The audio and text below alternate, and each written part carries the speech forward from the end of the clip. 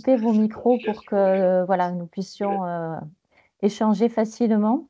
Le webinaire va être enregistré. Vous aurez la possibilité d'avoir la présentation et le replay qui vous sera adressé après le webinaire. Donc voilà, merci de couper vos micros, sachant que voilà, on prendra un temps à la fin de ce webinaire pour répondre à toutes vos questions. Voilà. Ce qui aujourd'hui nous a amené à vous proposer ce webinaire qui est organisé par la CCI Nouvelle-Aquitaine en partenariat avec les acteurs régionaux que sont l'ADEME, la région et Soltena. Ce webinaire en fait s'inscrit dans le cadre d'un programme régional qui est porté par la CCI Nouvelle-Aquitaine, qui est dédié à l'accompagnement des entreprises sur la mise en place ou la consolidation de leur politique d'achat responsable. Et nous avons souhaité organiser ce temps qui est dédié au cycle de vie pour souligner toute l'importance du cycle de vie dans une démarche d'achat responsable. En effet, c'est un cadre structurant pour les acheteurs. C'est à la fois une structure simple et fondamentale sur laquelle les acheteurs vont pouvoir s'appuyer dès le début de la démarche d'achat pour pouvoir l'enrichir et avoir une vision aussi plus globale et plus complexe de la démarche d'achat responsable. Notre objectif aussi, c'est qu'en vous donnant ces éléments d'information, cela permet à l'acheteur de gagner en efficacité, d'acter aussi des choix de façon cohérente entre les différents enjeux des achats responsables et aussi de pouvoir replacer ces achats au sein du cycle de vie des achats afin d'identifier risques et opportunités. Euh, le métier d'acheteur est un métier qui évolue beaucoup en termes d'information, de formation. Vous avez de nombreux défis à relever, dont notamment celui de travailler en équipe. Et voilà, sur la proposition qui vous est faite sur ce webinaire, c'est pas juste de vous parler d'éco-conception, mais de vous proposer d'utiliser les outils, les notions de l'éco-conception pour vous aider à progresser en tant qu'acheteur responsable. Alors, sur ce temps d'échange, vous allez avoir les interventions de Christophe Robin, qui est l'expert éco-conception au niveau de la CCI Nouvelle-Aquitaine, et aussi Damien Deletras, qui est l'ingénieur éco-conception pour Soltena. Moi-même, Laurence Bouaben, je suis référente achat responsable au niveau de la CCI Nouvelle-Aquitaine. Sur les points que nous souhaitons vous présenter aujourd'hui, c'est la notion de cycle de vie. Du passage des achats responsables vers l'éco-conception et puis vous proposez aussi des exemples inspirants. Placez aussi l'éco-conception dans le processus global d'achat responsable pour donner un cadre structurant et puis on prendra donc un temps à la fin du webinaire pour prendre vos questions. Vous pouvez les poser au fur et à mesure au niveau du chat dès à présent. Et je vais passer la parole à Christophe Robin pour Oui. tout vous dire sur la notion de cycle de vie. Bonjour à tous. C'est en train de rentrer encore. Je te laisse gérer les entrées Oui, parce tout que je ne à connais fait. pas en même temps que je parle. Donc, on va commencer par se poser la question de la notion de cycle de vie avec on va vous faire un petit sondage. Laurence, si tu peux le lancer.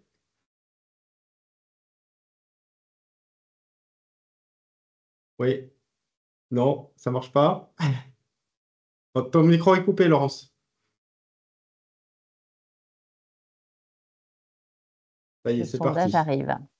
Donc, vous avez un pop-up qui s'affiche et vous pouvez répondre en envoyant les réponses. Alors, est-ce que vous pouvez C'est tester, répondre? Non, voilà.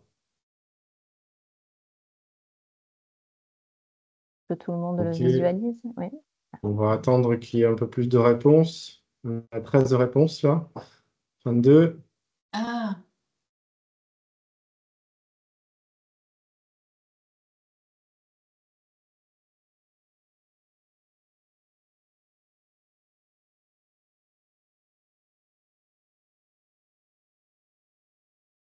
OK, 34. On va attendre encore 30 secondes peut-être. 20 secondes. Tout le monde puisse répondre. Il y a rien à gagner, mais il n'y a rien à perdre Mhm. non plus. Donc, vous pouvez répondre. Voilà.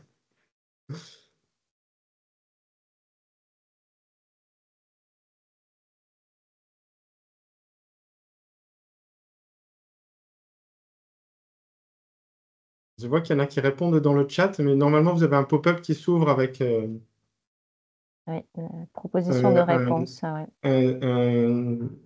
un choix multiple. Ouais.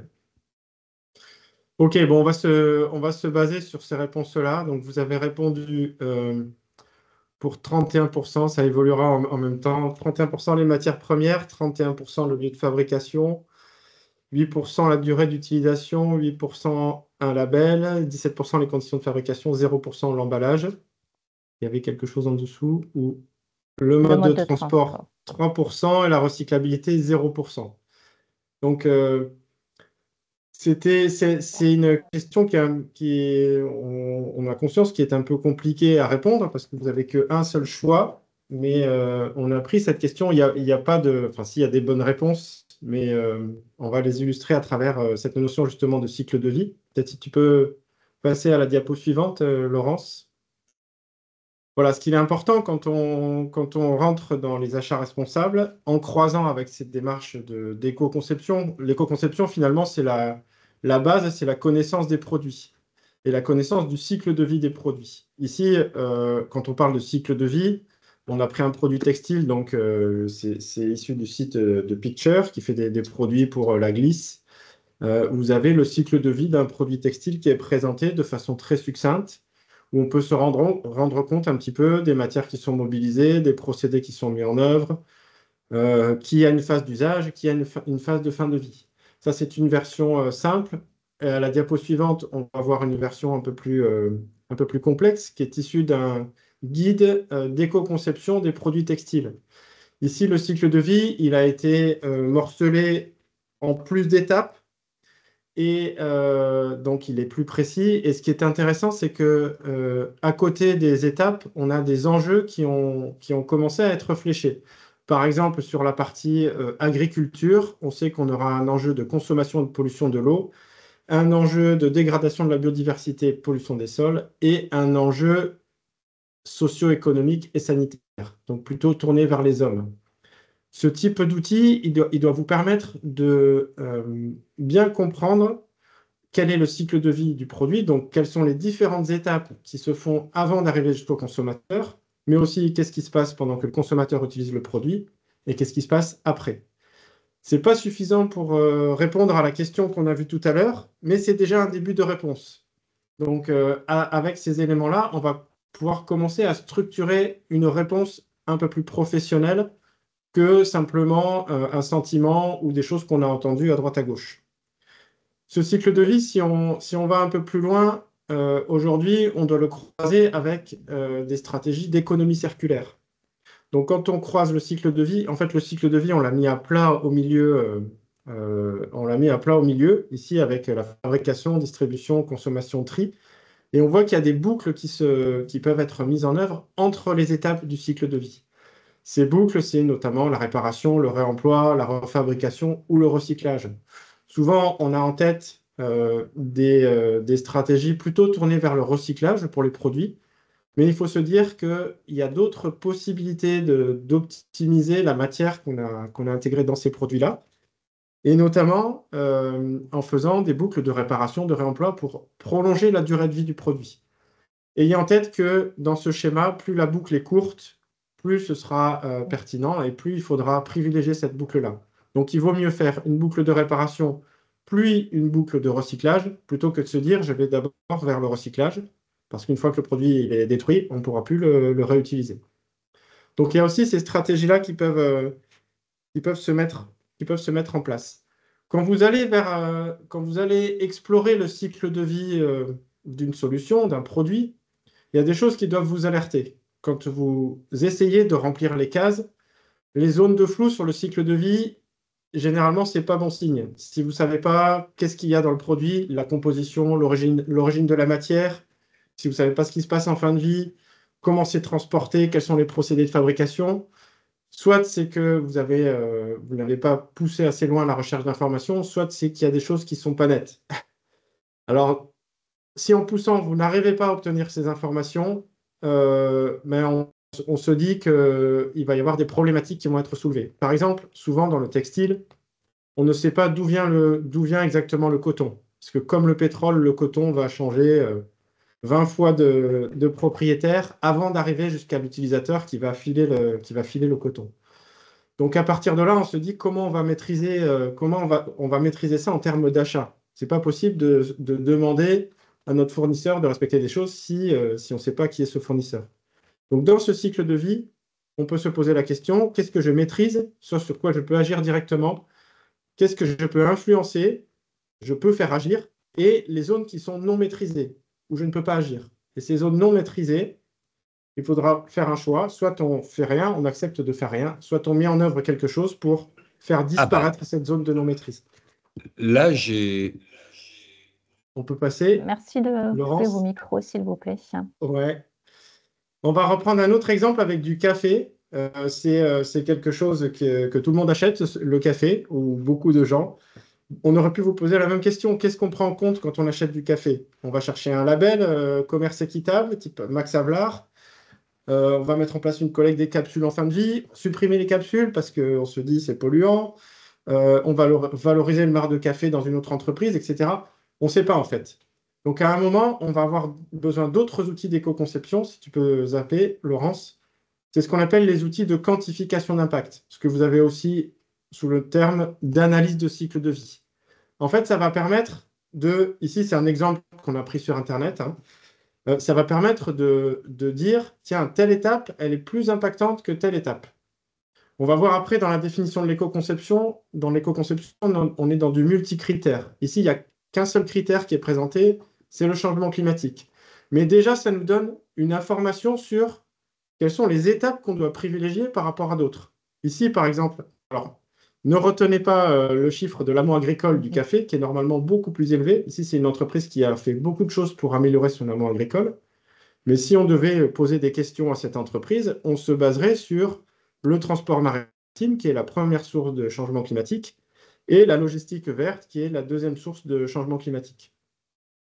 À travers ça, en fait, il n'y a plus de doute. On sait où sont les impacts et comment ils sont répartis. Donc, je vais passer la parole à mon collègue Damien.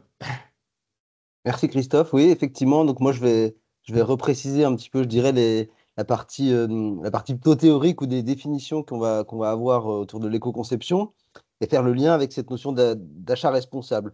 Donc premier élément en termes de définition, il y a une norme internationale, la norme ISO 14006, qui précise enfin, quand on parle d'éco-conception, qu'est-ce qu'on retrouve en termes de termes, en termes de notions. Donc, premier élément, c'est l'éco-conception, c'est vraiment une démarche et une méthode, hein. Ce n'est pas quelque chose qui est certifiable. Et comme c'est précisé dès le début, on va avoir une version méthodique, donc d'amélioration continue aussi, on va y revenir tout à l'heure. Et l'idée, c'est de prendre en considération différents indicateurs environnementaux. Donc là, on vient de le voir auparavant sur les enjeux des émissions de gaz à effet de serre. Dans la démarche d'éco-conception, l'idée, c'est d'avoir une vision multi-critères et d'avoir différents indicateurs environnementaux. Comme tout à l'heure, cela a été évoqué aussi, on peut parler de pollution de l'air, de pollution des sols, de pollution humaine, pollution relative à la qualité de l'eau, etc., etc. Euh, Quand on parle d'éco-conception aussi, on va essayer de maîtriser le cycle de vie de notre produit. Vous avez ce petit schéma sur la droite, hein, et ça a été repris à la fois sur l'exemple du textile et du café, avec des étapes relatives à de la fabrication de la matière première, des étapes de fabrication, d'assemblage, des étapes évidemment de logistique et d'emballage qui vont intervenir, une phase d'utilisation de notre produit, et puis notre produit ou notre service, on va pouvoir lui appliquer différentes stratégies pour essayer d'augmenter sa durée de vie. Donc, tout à l'heure, Christophe l'a évoqué avec des stratégies autour de la réparation, de la réutilisation, de la revente et éventuellement par ailleurs du recyclage pour essayer d'augmenter au maximum le nombre de bouches que va faire notre produit. Donc, c'est vraiment cette vision cycle de vie qui est importante. On parle évidemment de produits, je pense que vous l'avez compris, hein, un t-shirt, un café, une tasse de café. Ça peut être un bien matériel, mais aussi on va pouvoir mener des démarches d'éco-conception sur des services. Donc un service de nettoyage, un service d'entretien, c'est quelque chose qui va être important et dans lesquels, en tant qu'acheteur, on va pouvoir comparer des solutions les unes entre les autres. Quand on parle de comparer ces solutions les unes entre les autres, on l'a évoqué tout à l'heure, hein, c'est cette notion de maîtriser des indicateurs environnementaux, donc d'avoir des chiffres finalement, des outils de mesure qui permettent, je dirais, en premier lieu, d'apporter une aide à la décision, hein, de faire des choix, je dirais, éclairés, et de mener évidemment des compromis. On ne va pas pouvoir forcément utiliser la meilleure solution sur tous les critères, que ce soit environnementaux, techniques, économiques, performance d'usage, etc., etc. Donc l'idée de la démarche d'éco-conception, c'est de bien mesurer et de faire ses choix de manière éclairée en ayant différents indicateurs, différentes notions qu'on va pouvoir maîtriser, qu'on va pouvoir considérer avec sa propre grille d'analyse. Donc chaque entreprise et chaque acheteur va avoir ses propres allégations, ses propres éléments qu'il va pouvoir quantifier, mesurer pour pouvoir faire ses choix. L'idée d'une démarche d'éco-conception, c'est vraiment quelque chose aussi qui n'est pas figé. C'est une démarche qui est itérative. Donc là, en tant que fournisseur ou en tant que concepteur de solutions éco-conçues, on va pouvoir la mettre en œuvre et toujours améliorer son service, son offre, son produit pour intégrer de plus en plus d'éléments environnementaux, de critères environnementaux qui vont permettre de gagner et de proposer un produit ou un service, évidemment, toujours, hein, plus performant pour l'utilisation, pour le client, mais sur l'ensemble aussi des étapes du cycle de vie. Quand on parle d'éco-conception, pour finir, et on va avoir l'exemple juste après, on parle de différents niveaux d'application, différents niveaux de mise en œuvre, et c'est quelque chose qui va être aussi important à décrypter quand on va faire des stratégies d'achat. C'est que, alors, Laurence, je crois qu'on a un petit slide, un petit graphique, voilà, qui nous permettent de préciser les niveaux d'éco-conception. Donc, en fonction des stratégies que l'entreprise propose sur son offre, les niveaux d'amélioration environnementale et les niveaux de réduction d'impact environnementaux vont être différents. Donc, sur la partie gauche, on retrouve finalement le premier niveau qui peut généralement être le plus simple, hein, et que beaucoup d'entreprises finalement mettent en œuvre, sans forcément évidemment en parler par ailleurs. L'idée, c'est de dire, on propose le même produit qui répond aux mêmes besoins. Donc on va avoir je dirais des améliorations un petit peu marginales qui peuvent être considérées un petit peu comme du bon sens, hein. Souvent, c'est un premier outil d'éco-conception, le bon sens. Par exemple, d'intégrer une part de matière recyclée, par exemple, dans un produit. Ça peut être une première stratégie d'éco-conception, un premier niveau d'action qui ne va pas forcément réduire de manière très significative l'impact environnemental, mais qui s'intègre dans une première stratégie. Le second niveau, qui répond toujours aux mêmes besoins, par exemple, toujours un système d'emballage, par exemple, qui va permettre de contenir une substance, par exemple, ou un produit liquide. On va proposer un nouveau produit. Donc, la première chose, ça peut être de revoir l'architecture de ce produit-là, donc la forme, revoir son design pour qu'il soit peut-être plus facile à appréhender, à utiliser, à désassembler certains éléments. Donc là, on augmente, je dirais, l'architecture ou plutôt les réductions d'impact environnemental associées, toujours dans ce même brique, je dirais, ce même niveau d'éco-conception, mais un peu plus significatif.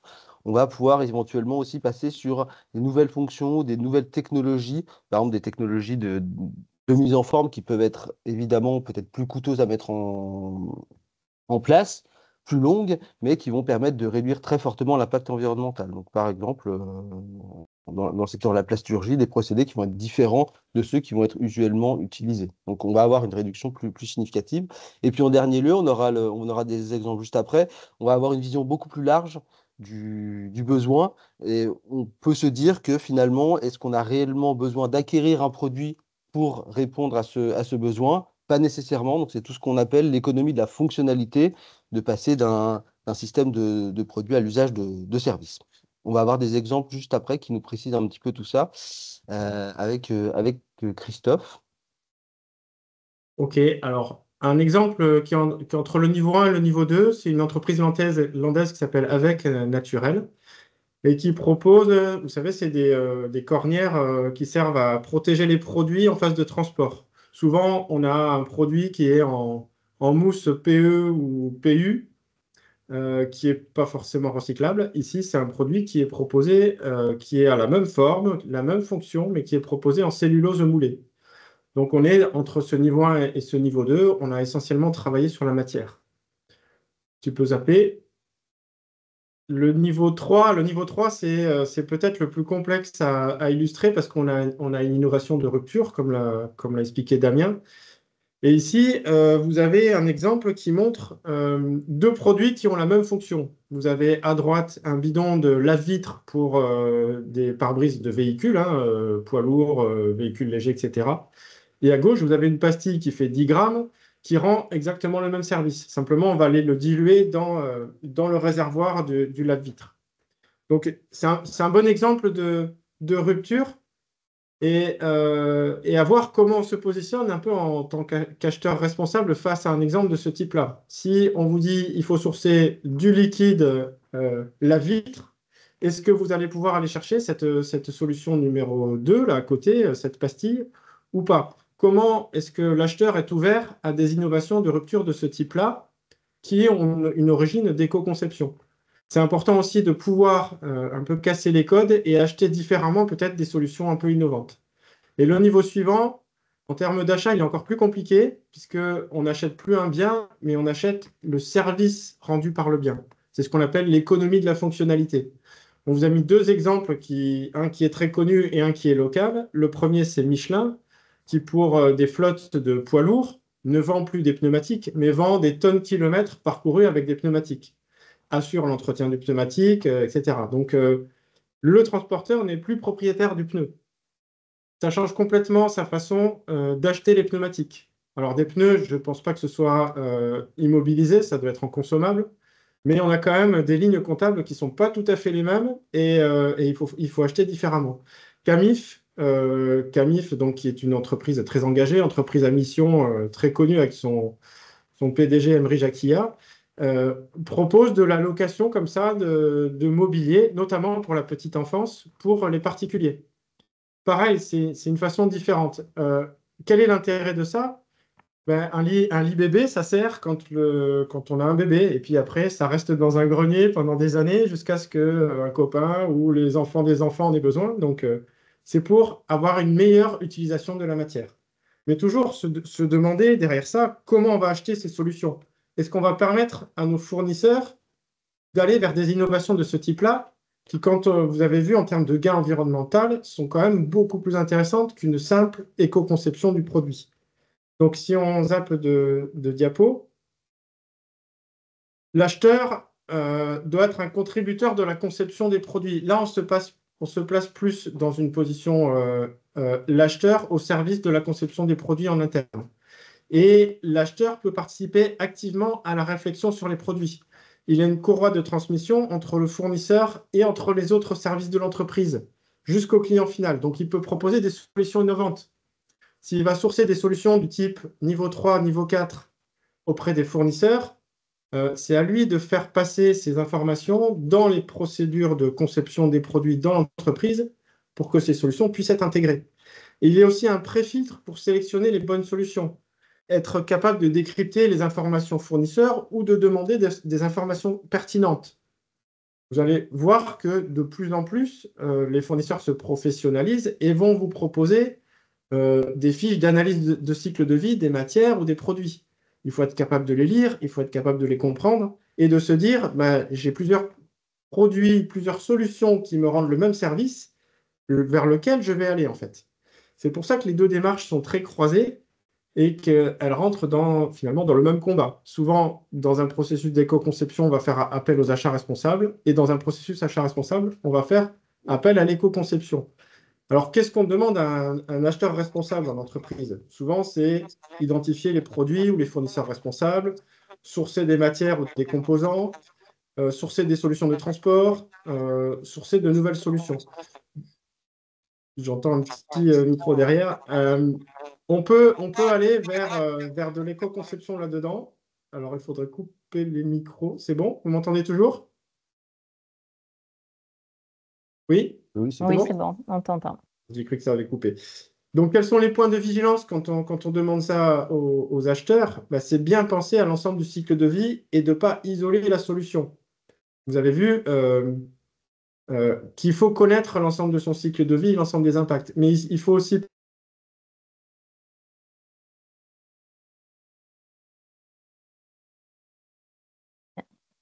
Ton micro s'est Le micro est coupé, coupé. Christophe.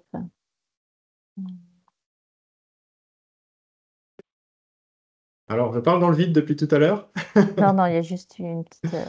Donc, bien penser l'ensemble du cycle de vie, pas isoler la solution. J'achète une matière, il faut que je regarde l'impact de la matière, mais il faut aussi que je regarde l'impact que cette matière va avoir sur le reste du cycle de vie. Cibler les éléments prioritaires. Vous avez vu que les données d'analyse de cycle de vie peuvent vous aider à challenger le fournisseur sur les points qui sont le plus impactants. À ce propos, j'ai mis dans le chat une base de données qui s'appelle Agribalise, qui donne des résultats d'analyse de cycle de vie pour pas mal de produits agroalimentaires. Mais vous avez des équivalents de ça, une base qui s'appelle base empreinte de l'ADEME, pour pas mal de biens de consommation.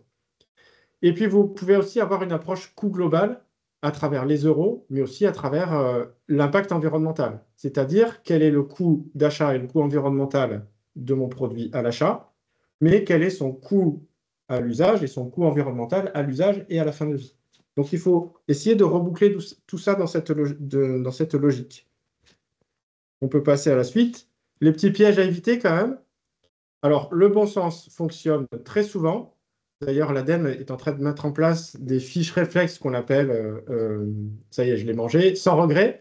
Donc, des choses qu'on peut mettre en place, des actions qu'on peut mettre en place sans regret. Ça marche presque toujours, mais attention, on a tous des préjugés sur les produits et on se dit c'est telle étape ou tel élément dans le cycle de vie qui est le plus impactant.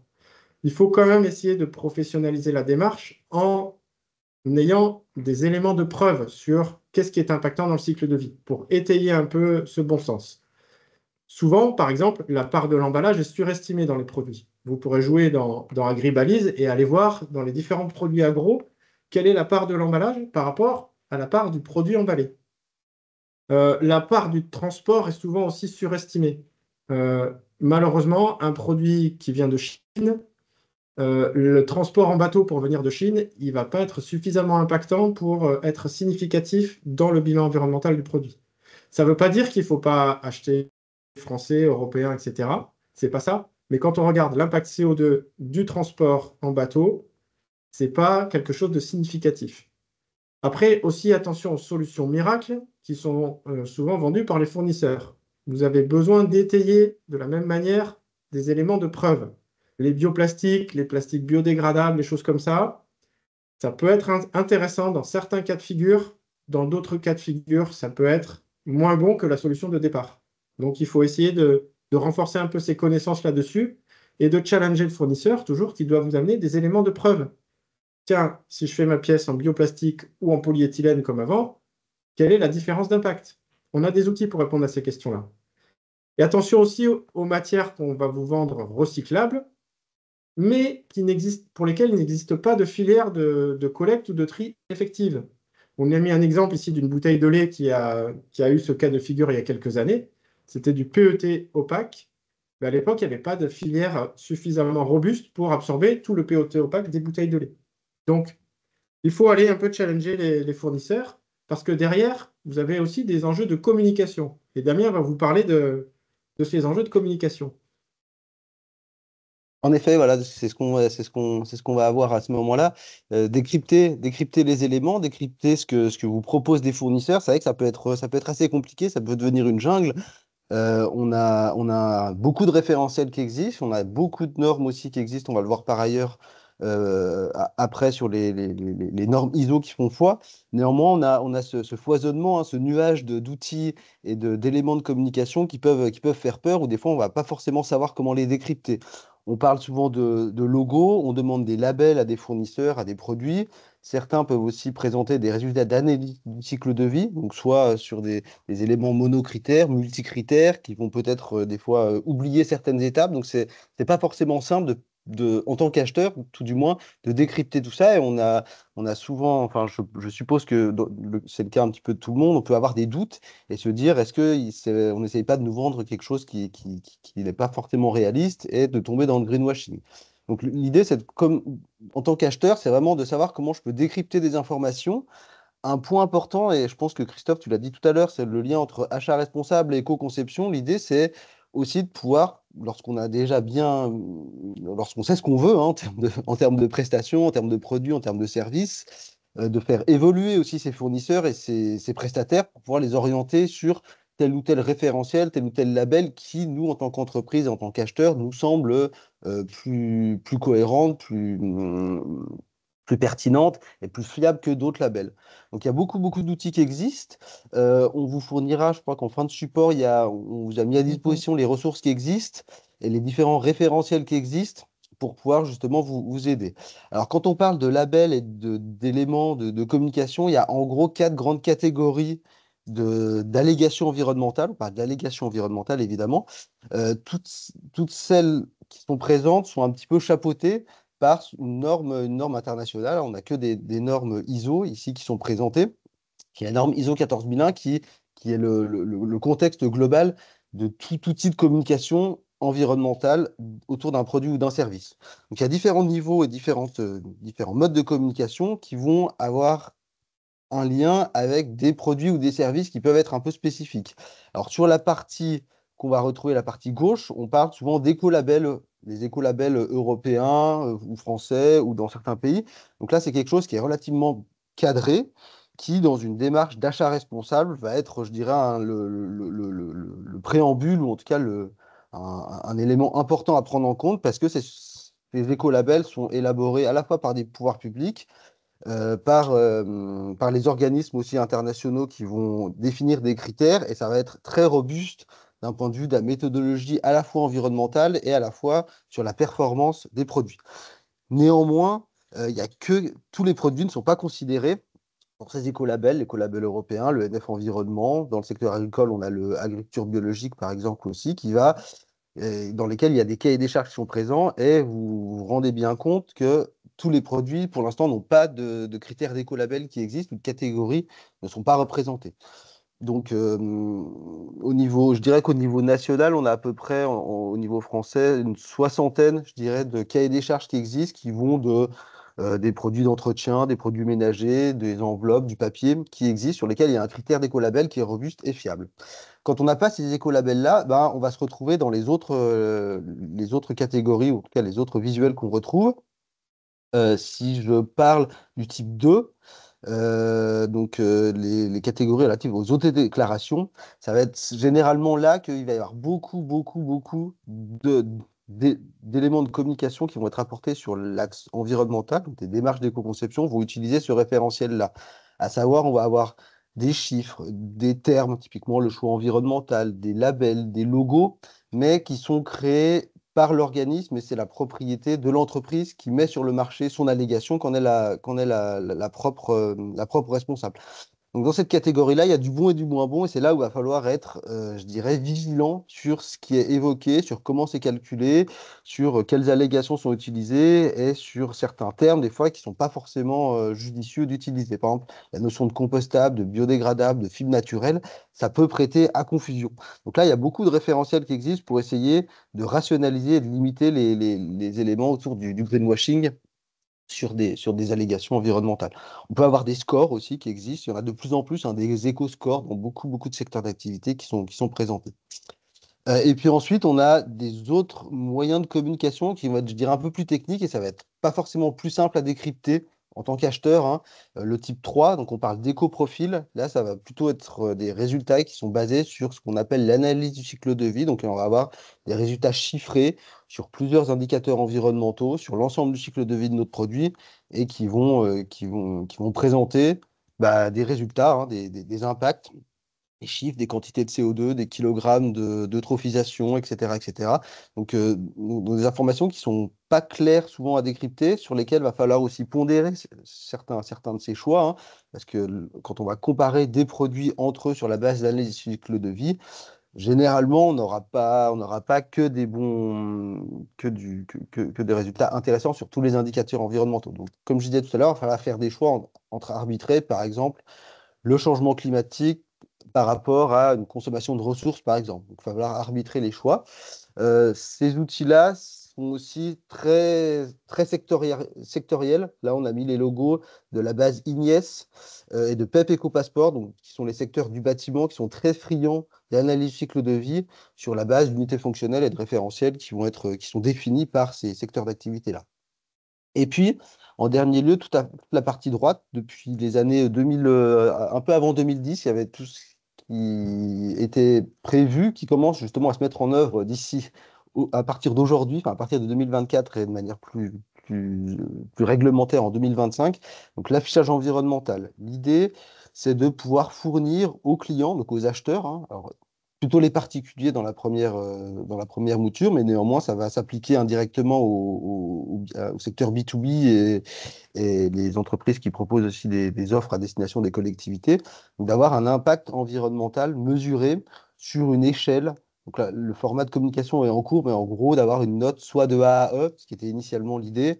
Dans la pratique, ce sera plutôt un chiffre, un score unique pondéré, mais qui va permettre d'avoir un indicateur, un chiffre sans unité qui indiquera que plus le chiffre est élevé, plus l'impact environnemental du produit va être important. Donc là, c'est des méthodes qui existent, qui sont cadrées, très très cadrées au niveau de l'État, au niveau de l'ADEME et au niveau des secteurs d'activité. Et pour finir justement là-dessus, les secteurs d'activité qui sont concernés, en tout cas au niveau national français, ça va être le textile. Donc là, on est dans une phase d'expérimentation sur le textile. Vous avez un outil qui s'appelle Ecobalise qui Ecobalise. permet de faire ses propres modélisations sur le cycle de vie de son produit. On va retrouver ce qu'a présenté tout à l'heure, hein, Christophe, l'impact environnemental d'un textile en intégrant différents critères. Ça va aussi se déployer sur le secteur de l'agroalimentaire dès l'année prochaine aussi. Donc là, avec tout un socle méthodologique qui existe. Et puis, de manière plus large, dans d'autres filières, typiquement l'ameublement, le numérique, sont aussi concernés. Donc ça, c'est quelque chose qui est un outil aussi qui permet qui est relativement robuste hein, quand même, pour pouvoir mesurer et comparer des solutions les unes entre les autres. On a mis un exemple après par la suite pour illustrer, je dirais, tout ce qu'il peut y avoir quand on parle de faire de l'éco-sélection, hein, finalement, des achats responsables entre différentes allégations. Donc là, on vous a remis quelque chose qui a trait à acheter des papiers graphiques quand on est une entreprise qui consomme du papier, des ramettes. Quels sont les différents critères qu'on va pouvoir juger, donc on va pouvoir évaluer dans sa stratégie d'achat. Donc, sur la partie droite, ce qui est à proscrire, hein, c'est de se dire, bah voilà, j'achète sans faire confiance à des labels ou j'en utilise aucun. Donc là, d'un point de vue environnemental, on se dit qu'il peut y avoir beaucoup de choses qui peuvent être derrière ce choix, des problématiques environnementales, de déforestation, par exemple, d'approvisionnement international qui peuvent être problématiques. Donc ça peut, voilà, première action, c'est d'essayer de proscrire le fait de ne pas avoir de label. Et ensuite, plus on avance vers la partie gauche, plus le nombre de labels ou de référentiels qui sont présents vont nous orienter, je dirais, sur des papiers graphiques qui sont à moindre impact environnemental et qui sont aussi couplés à une performance d'utilisation qui est quand même aussi importante à prendre en compte, puisque si j'achète du papier, il va quand même falloir qu'il soit bien utilisé soit pour écrire, soit pour l'utiliser dans son imprimante. Donc plus on avance vers la gauche, pardon, plus on va avoir de critères environnementaux qu'on va pouvoir coupler les uns entre les autres. Et comme je disais tout à l'heure, on peut avoir des labels qui sont des autodéclarations. Donc, typiquement, le PEFC ou le FSC sont portés par des organisations professionnelles et vont certifier le fait qu'on a une part de matière recyclée, qu'on a une part dans le papier qui va être issu de forêts bien gérées ou gérées de manière durable. Et puis ensuite, on peut coupler ce référentiel-là avec d'autres critères. Typiquement, l'écolabel européen, la petite fleur avec un euro à l'intérieur, c'est celui-ci. Pour les papiers de bureau, il y a un écolabel européen qui fait foi, donc c'est important, on peut l'utiliser. On peut aussi utiliser d'autres écolabels qui existent, qui vont être plus performants ou plus exigeants, je dirais, que l'écolabel européen. Donc on a le Nordic Ouais. Nordic Écolabel, Swan. Ouais. voilà, Nordic Swan, que vous retrouvez au milieu un oiseau volant en rond qui peut se coupler avec aussi l'ange bleu qu'on va retrouver dans les pays plutôt allemands, qui lui aussi vont faire référence au cycle de vie et à l'ensemble de critères environnementaux du papier, mais qui va être plus exigeant, par exemple, que l'écolabel européen. Donc, quand on va choisir son papier, et là en l'occurrence c'est le WWF, donc qui est pareil, une association qui essaye d'orienter ou de vous aider à décrypter tout ce qu'il va y avoir derrière ces labels, de vous indiquer les bonnes pratiques d'achat au travers juste de labels. Il peut évidemment y avoir d'autres critères qui peuvent s'ajouter, des critères qualitatifs qu'on n'a pas forcément précisés. Donc ça, c'est aussi des outils qui vont être importants quand on fait des achats, c'est de regarder un petit peu ce qui existe dans les référentiels, dans les organismes un petit peu peut-être indépendants qui peuvent vous fournir des idées. Si on va sur la slide d'après, justement, pour illustrer le fait que dans certains secteurs d'activité, ça peut être aussi compliqué en tant qu'acheteur à décrypter la désinformation environnementale. Là, c'est quelque chose qui est relatif à à l'éclairage. Donc, si j'achète des lampes pour l'aménagement de bureaux, on peut se baser sur les PEP EcoPassport, donc qui retranscrivent les résultats d'analyse cycle de vie d'un produit sur l'ensemble de ces étapes. Et donc, on voit qu'il y a différents indicateurs qui sont présentés, différents chiffres qui essayent d'avoir les indicateurs environnementaux relatifs à une unité fonctionnelle. Donc là aussi, il faut savoir ce qu'on achète et l'impact environnemental qui en est associé. Ça peut être assez technique et ça peut être assez compliqué pour des acheteurs de comparer des solutions sur ces bases-là avec des fois des unités fonctionnelles qui ne sont pas forcément les mêmes. Donc les chiffres faut être vigilant là-dessus et donc savoir quelles sont les bonnes questions à poser. Et pour finir, sur cette notion de communication, en tout cas d'éléments à prendre en compte quand on parle d'achat responsable et d'éco-conception, on peut évidemment retrouver d'autres critères, d'autres sources d'informations que les labels, que des résultats d'impact environnementaux. On va avoir cette vision, je dirais, cycle de vie qui va aussi se retraduire dans notre vision d'achat responsable, avec différents référentiels qui vont être en lien avec chacune des étapes du cycle de vie. Donc là, on a remis, je dirais, des éléments réglementaires qui s'appliquent dans certaines filières, dans certains secteurs d'activité, les directives ROS, REACH, ESPR, globalement, qui, à l'échelle communautaire, à l'échelle européenne et du coup aussi indirectement à l'échelle nationale, se développent dans plus en plus de catégories de produits. Donc il y a un besoin, ou il y a une demande, une obligation même d'avoir de plus en plus de transparence, d'avoir des éléments sur chacune des étapes du cycle de vie. On n'a aussi pas forcément abordé les enjeux relatifs aux filières REP, donc les responsabilités élargies des producteurs, qui elles aussi interviennent sur la phase de fin de vie des produits. Donc tout ça pour illustrer le fait que dans les stratégies d'achat responsable, on va avoir des focus, des éléments à prendre en compte aussi sur chacune des étapes du cycle de vie avec des critères à mesurer, comme on l'a vu tout à l'heure, à savoir si c'est une étape qui va être plus importante à considérer plutôt que d'autres. On enchaîne, OK. Voilà. Et en synthèse sur tout ça, avant de rentrer dans la diapo, on a l'habitude de dire, vous m'entendez, c'est bon? Oui.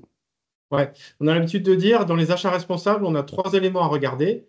C'est comment j'achète, à qui j'achète et ce que j'achète. En fait, la partie cycle de vie, éco-conception, elle va vous permettre de répondre plus facilement à la 3e question, ce que j'achète, de sélectionner des solutions plus respectueuses de l'environnement sur l'ensemble de leur cycle de vie. Elle répondra un peu en partie à qui j'achète, mais c'est surtout ce que j'achète. Et donc, en synthèse, ce qu'il faut regarder, c'est cette notion de cycle de vie qui est indispensable pour renforcer les achats responsables, pour professionnaliser les achats responsables. On voit qu'il y a un lien indissociable qui se fait entre les 2 démarches et qui peut aussi être ouverte sur des enjeux sociétaux. On a beaucoup parlé d'indicateurs environnementaux avec les différents critères d'impact dans une analyse de cycle de vie, que ce soit multicritères ou en score unique. Mais avec cette réflexion élargie sur le cycle de vie, on peut aussi intégrer des enjeux sociétaux. À comprendre, tiens, j'ai telle matière qui vient de tel pays, qui est produite dans telles conditions, ben, probablement qu'il va y avoir peut-être des enjeux de conditions de travail ou des enjeux de rémunération, d'autres choses. Cette connaissance de votre produit, c'est vraiment la clé sur si vous voulez bien acheter. Connaissance des enjeux environnementaux et des enjeux sociétaux. Et si on va un peu plus loin dans la synthèse, à la diapo suivante, dans les recommandations, on a double recommandation. En fait, là, on vient de voir un peu, j'achète une solution à l'extérieur, comment je dois me comporter vers mes fournisseurs, mais aussi l'acheteur, c'est un levier d'éco-conception pour l'interne, pour aller chercher des solutions différentes. Donc, on recommande souvent d'intégrer les acheteurs dans les tours de table éco-conception dès le départ. Ils auront une vision sur le sourcing des matières, le sourcing des solutions, les parties qui sont sous-traitées, etc. Et c'est très important de les mettre dès le départ et de les maintenir dans la démarche. Aussi, on vous encourage à travailler sur les fonctions, proposer des solutions différentes. Rappelez-vous de l'exemple de la pastille versus le bidon de 5 litres. Si on achète un produit, on va acheter le bidon de 5 litres. Si on achète une fonction, on pourra acheter des solutions qui rendent le même service ou d'économie de la fonctionnalité. Bien penser à intégrer les attentes des clients et toujours garder en tête le cycle de vie des solutions. Je bégaye un peu là-dessus, mais s'il y a une chose que vous devez retenir, c'est ça en fait. Cette vision cycle de vie, elle va vous amener une bonne connaissance du produit, elle va vous amener à progresser là-dessus. On vous a parlé d'analyse de cycle de vie. L'analyse de cycle de vie, c'est un outil qui peut être mobilisé. Vous pouvez trouver plein d'informations sur Internet, sur des ACV de produits. C'est bien si on peut l'avoir, mais si vous n'avez pas d'ACV, ça ne doit pas être un frein pour intégrer cette notion de cycle de vie dans vos achats. Vous n'êtes pas obligé de passer par là. C'est mieux, mais vous n'êtes pas obligé de passer par là. Donc, on vous encourage à aller vers un peu plus de ça. Et on a différents dispositifs qui sont en place au niveau régional pour vous aider dans tout ça, pour vous aider à mieux comprendre l'éco-conception et intégrer les achats responsables. Peut-être c'est toi qui reprends la main, Laurence, ensuite. Oui, alors effectivement, on a déjà un programme d'information en distanciel ou en présentiel sur les territoires en Nouvelle-Aquitaine. Donc là, vous en avez quelques-uns voilà, qui ont été cités, à la fois sur des ateliers inspiration, où là, on est sur un atelier d'une demi-journée pour découvrir l'éco-conception dans une mise en pratique sous un format Serious Game. Et puis des webinaires orientés éco-conception avec la thématique des achats, la thématique du textile. Voilà, je vous laisse le découvrir avec un colloque éco-conception. Là, on est sur 2025, 28 janvier 2025. Et après, on a effectivement deux thématiques de volets sur les achats responsables. Notre volet dans le cadre de Bicom, dont je vais vous parler juste après, ou Damien, pour aller plus loin et pour vous accompagner dans cette démarche-là. Donc, il y a notamment un parcours achat responsable qui est en place actuellement avec 25 entreprises qui sont engagées. L'idée, c'est d'avoir, lors d'un accompagnement à la fois sur des temps individuels et collectifs, permettre aux entreprises de structurer, d'accélérer leur démarche d'achat responsable, d'intégrer la performance à la fois environnementale et sociale dans son entreprise, bien sûr de pouvoir mettre en place des actions, d'être en capacité de les évaluer, de faire du reporting et puis de les valoriser. On a parlé de communication tout à l'heure. Et voilà, ce qui est intéressant aussi des retours que l'on a au niveau des entreprises, c'est ce volet collectif qui permet aussi de pouvoir partager inter-entreprises des sujets, des enjeux et d'identifier des façons de lever certains blocages ou de partager bien sûr aussi des bonnes pratiques et des solutions. Et on s'appuie sur une méthodologie qui s'appelle le kit ARES, qui a été développé et testé déjà depuis plusieurs années par l'ADEME et les CCI, et puis aussi un nombre certain d'entreprises qui ont travaillé ce sujet-là. Donc, en fait, c'est des parcours qui se font sur une année, donc dans un volet collectif. Vous pouvez aussi être accompagné en individuel, et puis dans ce cas-là, je vous propose de prendre contact avec les différents conseillers CCI qui sont sur vos territoires. Donc, là, vous voyez, il y a eu 28 entreprises en 2022, 24 en 2025, et voilà, potentiellement, si vous êtes intéressé, il y aura un parcours qui sera lancé en 2025. Donc, vous aurez plus d'informations sur le second semestre pour la partie achat responsable. Et puis, sur le programme Bicom, vous avez tout un panel d'offres de services qui vous est proposé avec différents niveaux d'accompagnement en fonction de vos attentes, de votre maturité sur le sujet, de vos besoins, de la stratégie de votre entreprise, à la fois sur un premier conseil d'identification justement du besoin et d'orientation vers des démarches qui soient adaptées à votre organisation, à votre besoin, d'attente que ce soit clientèle ou externe. Toute une mise en réseau aussi avec des acteurs locaux, puisque vous l'avez compris, voilà, on travaille en partenariat avec tous les acteurs de Nouvelle-Aquitaine pour voilà, partager au mieux, mutualiser, partager une connaissance et puis pouvoir la partager dans un second temps au niveau des entreprises. Et vous la retrouvez d'ailleurs sur le site de Recita et aussi sur le site des éco-entrepreneurs. Voilà, donc l'objectif, c'est aussi de vous permettre de monter en compétences au travers de ces webinaires, au travers de ces ateliers. Il y a aussi ce qui vient d'être lancé cette année, c'est une masterclass au niveau de l'éco-conception. Donc, pareil, voilà, la session est complète, mais voilà, l'idée, c'est de Il y en aura poursuivre d'autres. Voilà, Il y en c'est aura. une Et peut-être première, il y en a d'autres. ce qu'on peut signaler, Laurence, sur l'éco-conception, donc à travers ce dispositif Mhm, BICOM, il y a des aides financières de mhm, l'ADEME et de la région, des aides qui passent en direct ADEME Région et aussi via un dispositif BPI, DIAG éco-conception. C'est des choses que vous pouvez appliquer dans votre entreprise, mais aussi en tant qu'acheteur, vous pouvez inciter vos fournisseurs, s'ils ne bougent pas assez vite, à aller vers ces mhm, dispositifs-là. Un fournisseur qui ne vous répond pas, qui ne sait pas faire, qui ne sait pas comment faire, vous pouvez l'orienter vers ce dispositif mhm. et il va grandir en même temps que vous. Il va progresser dans ce domaine et probablement il aura des solutions à vous amener par la suite qui seront intéressantes. Donc, n'hésitez pas à emmener votre chaîne de valeur avec vous pour progresser là-dedans. Il y a tout ce qu'il faut en Nouvelle-Aquitaine pour accompagner et les achats et l'éco-conception. Je pense que voilà, il Toi, faut rester Laurence? sur ce mot-là, effectivement, Ouais. puisqu'après, voilà, vous avez juste des liens, mais vous pourrez prendre le temps de les regarder après. Alors, je vois que sur le chat, il n'y a pas de questions pour le moment. Christophe vous a envoyé un certain nombre de liens, voilà, qui ont été présentés au fur et à mesure. Est-ce que certains d'entre vous préfèrent s'exprimer à l'oral pour poser des questions ou voilà, les écrire à quelques minutes pour y répondre?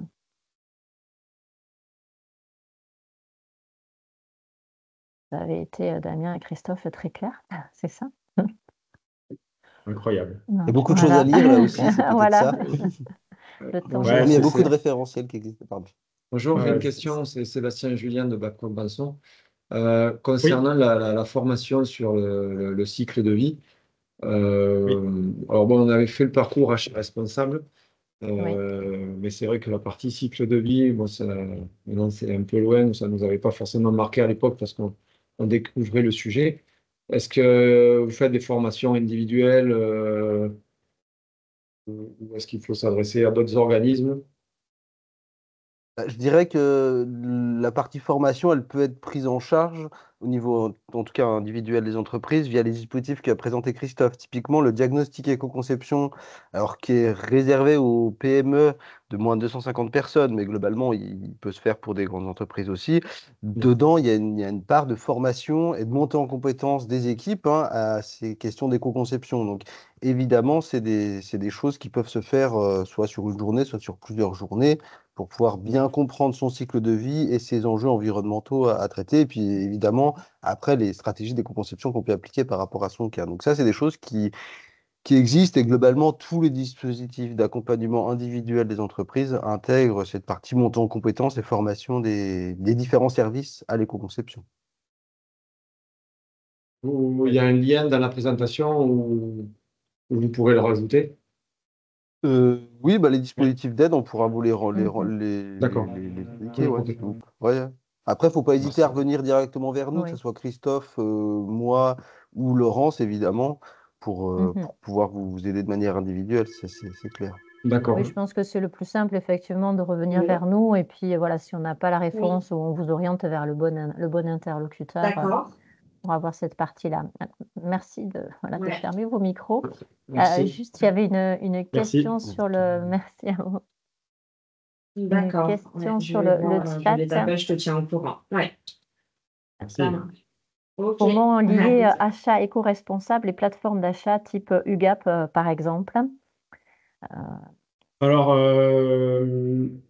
l'UGAP est chargé de présélectionner, de faire Mhm, de l'achat groupé, hein, de présélectionner des solutions. Et souvent, ce type de plateforme aujourd'hui commence à mettre en place des critères pour sélectionner les produits sur des espèces de notations, en fait. Damien a parlé d'affichage environnemental tout à l'heure. Et dans la partie, un peu la case numéro 2, là, l'autodéclaration, on voit qu'il y a des éco-scores qui sortent un peu partout et notamment dans les plateformes de revente. On peut citer dans les exemples Leroy Merlin qui est en train de mettre en place un éco-index et d'autres buts. On a vu l'exemple l'autre jour font ça aussi. Dans le domaine de l'électricité, on a Rexel, Sonepar qui aussi ont leur méthode de notation des produits. Donc en fait, ces grandes plateformes d'achat font de plus en plus un travail de pré-filtre avec une analyse un peu cycle de vie des solutions qui sont vendues pour faire de la notation. Et si elles ne le font pas, ben, c'est à vous de les inciter à le faire parce que vous avez besoin de ça dans vos cahiers des charges. Et puis, il y avait une autre question, effectivement, qui est Oui. importante à mon sens, c'est comment on fait pour appliquer la direction dans les démarches d'éco-conception et du coup d'achat responsable, je pense, par ricochet, ou c'est peut-être l'inverse. C'est vrai que pour que la direction soit évidemment motivée et sensibilisée et engagée pour pouvoir traiter le sujet. Hein. Évidemment, si on n'a pas son soutien, ça peut être un peu plus compliqué, je dirais. Donc, la direction a quand même un rôle clé pour pouvoir engager et mettre en place des actions d'éco-conception. Comment l'impliquer? Je dirais à deux niveaux, à mon sens. Hein. Après, peut-être que ça, tu pourras compléter, mais globalement, c'est de faire remonter des fois les besoins que vous rencontrez peut-être au quotidien ou de manière ponctuelle, hein, à travers vos métiers à la direction. Si vous avez de plus en plus de fournisseurs, de plus en plus de clients qui vous demandent des informations, des allégations environnementales, c'est peut-être que déjà, vous n'avez pas forcément tout en main à fournir, donc ça peut être un levier d'amélioration. Ça peut être aussi le cas de se dire que vous loupez peut-être certains marchés ou certains clients, donc ça c'est peut-être aussi quelque chose qui peut être important si on veut développer l'entreprise, et je pense que c'est ce que souvent on recherche la direction. Et sur ce volet-là, on peut s'appuyer aussi sur des études qui ont été menées sur les retours économiques des démarches d'éco-conception, donc qui sont portées par l'ADEME notamment. Il y en a eu beaucoup, beaucoup, beaucoup depuis ces dernières années. Et globalement, on se rend compte que de faire de l'éco-conception ou d'intégrer des critères environnementaux dans le développement de ces produits, on ne prend pas de risque pour l'entreprise. Donc ça, c'est quelque chose qui peut aussi rassurer la direction de s'engager dans ces rôles-là. Ça peut, voilà, donc dans 99% des cas, les entreprises ne perdent pas de marché ou pas de compétitivité à engager des démarches d'éco-conception, voire s'améliore évidemment, voire se développe au niveau économique. Donc ça peut permettre aussi de rassurer les entreprises Ouais. de s'engager. Et à l'inverse, ne pas faire, c'est prendre des risques parce qu'on a un contexte réglementaire qui se renforce là-dessus. On a parlé de ESPR tout à l'heure. ESPR, c'est un règlement européen qui va demander, en gros, une note environnementale à moyen terme pour tous les produits qui seront vendus en Europe. Donc, si on n'est pas prêt, eh ben, on va perdre des marchés. Et c'est aussi de fortes attentes des clients, qu'ils soient grands donneurs d'ordre ou qu'ils soient clients particuliers directs, plus ou moins fortes en fonction des marchés. Mais si votre concurrent il développe quelque chose que vous ne faites rien, petit à petit, vous perdez des arguments de vente par rapport à vos concurrents, donc vous perdez des parts de marché.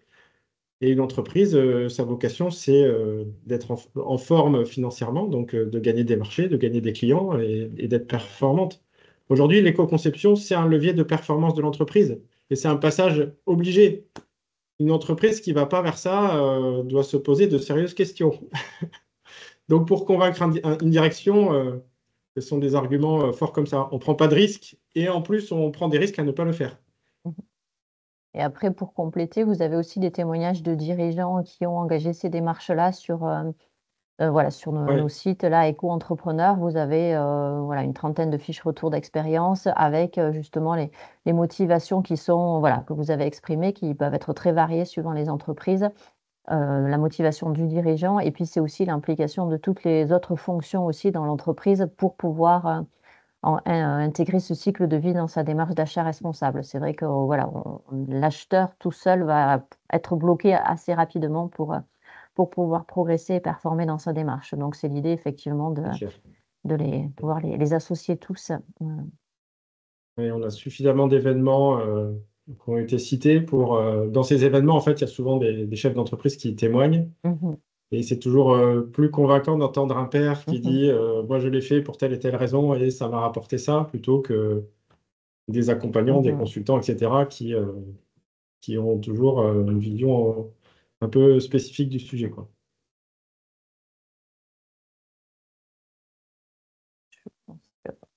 Je vois plus de questions, Laurence. Voilà, moi non plus, je ne vois plus de questions. Est-ce que éventuellement quelqu'un souhaite en s'exprimer? Non?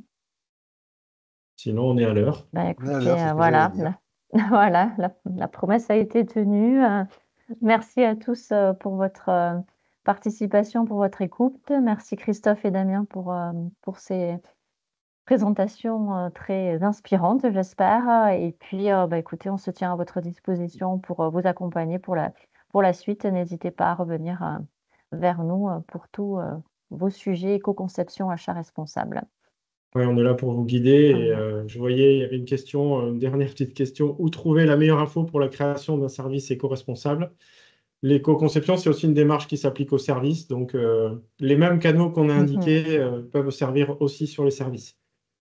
Sachant Donc, qu'effectivement, n'hésitez il y a des replays, il y avait un webinaire qui était dédié, je pense, à l'éco-conception de services. Voilà, là, on vous a Ouais, présenté les dates à venir, mais il y a aussi tout l'historique où vous pouvez aller récupérer des informations. Voilà. Bon, merci. merci à tous Merci à Merci, tous. au revoir. et au revoir.